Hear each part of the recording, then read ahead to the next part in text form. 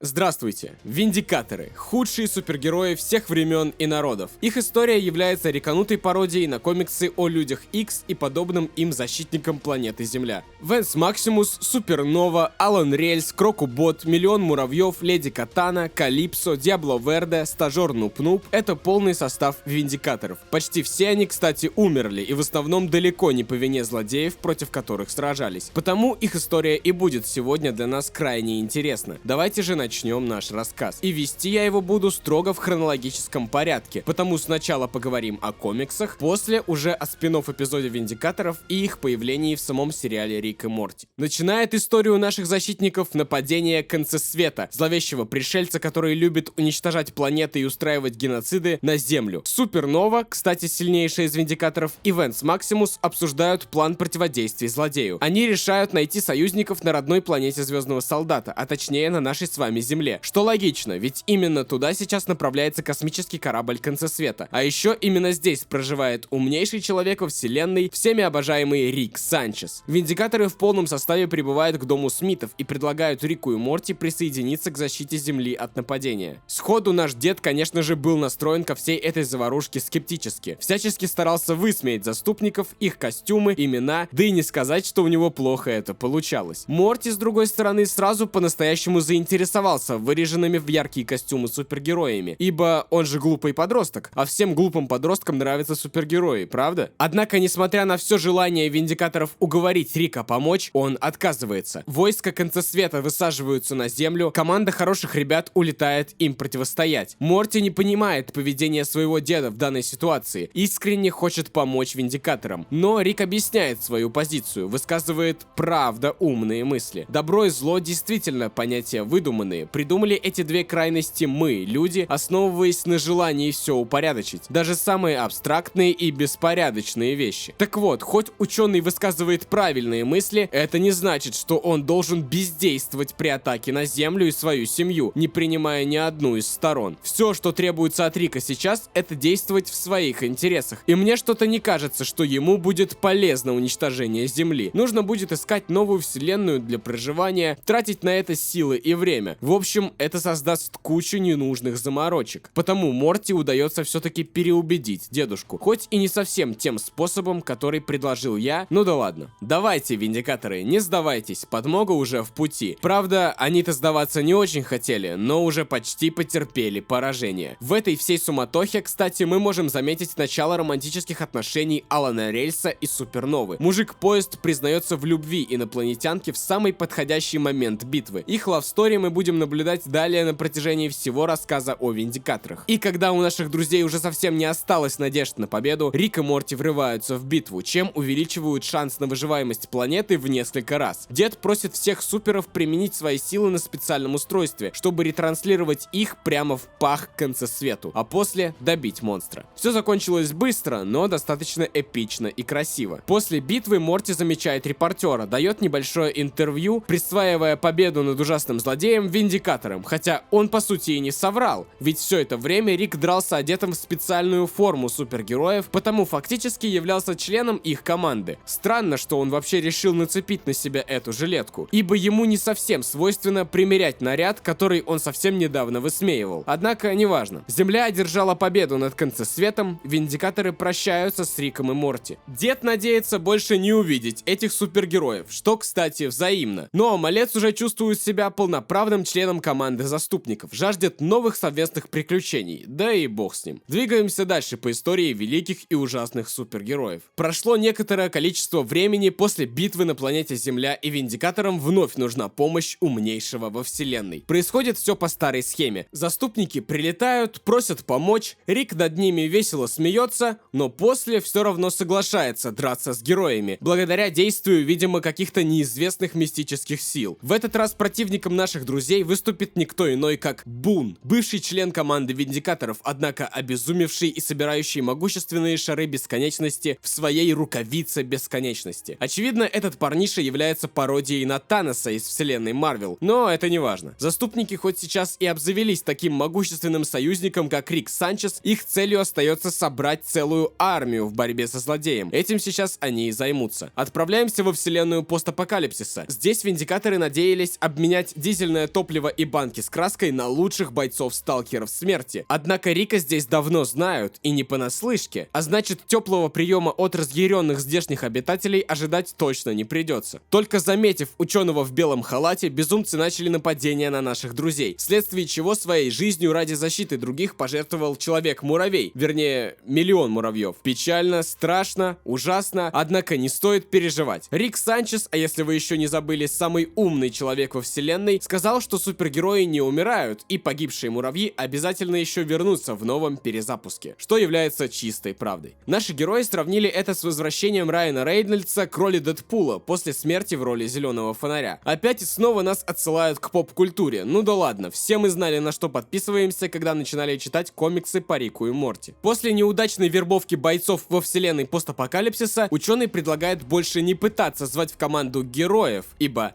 антигерои будут куда интереснее. Первым делом друзья отправляются в катакомбы, где ждет своего выхода, внимание, огурчик Рик. Легендарная версия нашего деда, которого никто не ожидал увидеть вновь в истории Рика и Морти. Правда, он немного озверел с последнего выхода на анимационную сцену, так сказать, замариновался. Потому разума в нем поубавилось, осталась лишь жажда убивать и уничтожать все, что движется. А значит, нужно действовать быстро. Вэнс должен будет разбить капсулу с огурчиком, а Алан Рельс запереть его в банке. Этот план действительно сработал, только вот замаринованный успел за те полсекунды, что был на свободе, убить Кроку-бота, а уже после был обезврежен и закован. Что сказать? Вновь очередной герой пал в этой истории. Это, конечно же, не повод унывать. Ведь на очереди у нас встреча с великолепным Фредди Крюгером, то есть со страшным Терри из мультсериала. Бедолага никогда на самом деле не хотел зла никому, оказывается. Он просто пережил тяжелое детство. Но сейчас, когда многое осознал, с радостью поможет нашим героям в битве с Буном, который, как, наверное, все уже догадались, является перезагруженной версией Нуб-Нуба, того самого мальчика с пальчик, что был вечно на побегушках у Виндикаторов. Отныне он не так прост, имеет у себя рукавицу бесконечности и крайне могущественен. Сложилась, в общем, прекрасная история злодея, и мотивация его вполне ясна, ибо Нуб-Нуба вечно обижали его коллеги, хотя он, очевидно, заслуживал большего, а значит, получив настоящую силу, дружок захотел отомстить обидчикам. Битва с ним, кстати, уже начинается, при том, что команду Виндикаторы собрали совсем небольшую, потеряв 2 бойцов по пути. Однако, такова судьба, боя не избежать. Нуб-Нуб незаметно подкрался к нашим героям, пока они искали себе союзников. Вэнс Максимум, как самый гениальный, смелый, уникальный из супергероев, предлагает бывшему союзнику решить разногласия без насилия, при помощи дэнс-батла. Но лучше забудем об этом, злодей мигом его испепелил за подобные предложения. За Вэнсом тут же погибают Огурчик, Рик, Терри, Алан, Супернова. В общем, полный состав Виндикаторов канул в лету за первые минуты сражения. Но Рик все же придумывает, как можно победить Нуб-Нуба. Он создает порталы в измерения своих злейших врагов и преследователей, чтобы натравить их на злодея. Но даже это не срабатывает. Однако тут же ему приходит новая идея – использовать коробку с миссиксами. Наконец, в истории Рика и Морти авторы нашли применение такой сильной и интересной вещи. Дед достает ее, призывает сотни синих исполнителей желаний, которые просто задавили количеством злодея и загрызли его. Этим и интересными словами Рика о комиксах завершается история. Если быть честным, она выглядит куда слабее, чем предыдущая, ибо здесь сценаристы не особо постарались раскрыть нам детали взаимоотношений между Виндикаторами, не дали чего-то интересного, показали смешные вещи, старых узнаваемых героев, но не более. Да и в контексте того, что будет происходить в истории далее, сюжет, где все герои умирают от рук Нуб-Нуба, не является каноном вообще. Потому долго здесь не задерживаемся, отправляемся теперь в мир анимационный. На очереди у нас спин-офф под названием Виндикаторы 2, решающий бой между смертью и землей. Данный эпизод, в отличие от комикса, является полностью каноничным приквелом к появлению супергероев в самом мультсериале. А рассказывает он о битве со Смертным Метроном, новым злодеем. Ну, вернее, не совсем об этой битве. Виндикаторы все обсуждали и обсуждали свою стратегию с целью защиты вселенной от смерти, но в итоге пришли к выводу, что силы всех членов команды против Смертного Метрона бесполезны, а Супернова беременна, потому не может драться в полную силу. Заступники, конечно же, в очередной раз захотели обратиться за помощью к нами обожаемому Рику Санчесу, однако Звездная Дева настояла на том, чтобы попытаться победить собственными силами. Благо, битва со злодеем не намечена на ближайшие дни. У Виндикаторов есть время позаниматься заниматься другими делами. Например, бухнуть на своем корабле. Миллион муравьев может пока что попробовать заполнить анкету для сайта знакомств, чтобы найти себе девушку, правда, отказавшись от заполнения на пункте с выбором гендерного местоимения. Вэнс Максимус тем временем решает подкатить к женам какого-то старого вояки, за что огребает по полному. Кроку Боджи решает скрасить свои будни одинокими танцами под прекрасную музыку. После всех этих интересных событий Виндикаторы решают отправиться на планету, которой нужна их помощь в защите от захватчиков. Правда, по пути у них заканчивается топливо. Миллион муравьев предлагает постепенно сжигать своих детишек-муравьев для питания двигателя. Тем временем Алан Рельс хочет сам решить проблему команды. Здесь мы наблюдаем за напряженными отношениями и соперничеством между этими двумя суперами. Дело в том, что Супернова — нынешняя жена Алана, и муженек ревнует ее к муравьям. Это, кстати, вполне оправдано, ведь, как мы узнаем позже, однажды они с Леди-звездой пропали на несколько дней неизвестно где, и это вызывает подозрения. Жаль, что Алан еще не знает, от кого на самом деле беременна его жена, хотя пока что оно к лучшему. В итоге Человек-поезд, кто бы мог подумать, призывает поезд, который должен был толкать корабль Виндикаторов в космосе, но все, что он сделал, пробил огромную дыру в нем, после чего наши друзья упали на неизвестной планете без топлива и с пробитым бортом. Нуб-Нуб, находящийся в команде на правах стажера, отправляется за поиском топлива. Находит он, правда, что-то куда интереснее и желаннее. Прекрасную морскую деву, с которой проводит несколько романтических часов. Однако, узнав, что девочка даже не знает, сколько ей лет, и в школе еще только изучает цвет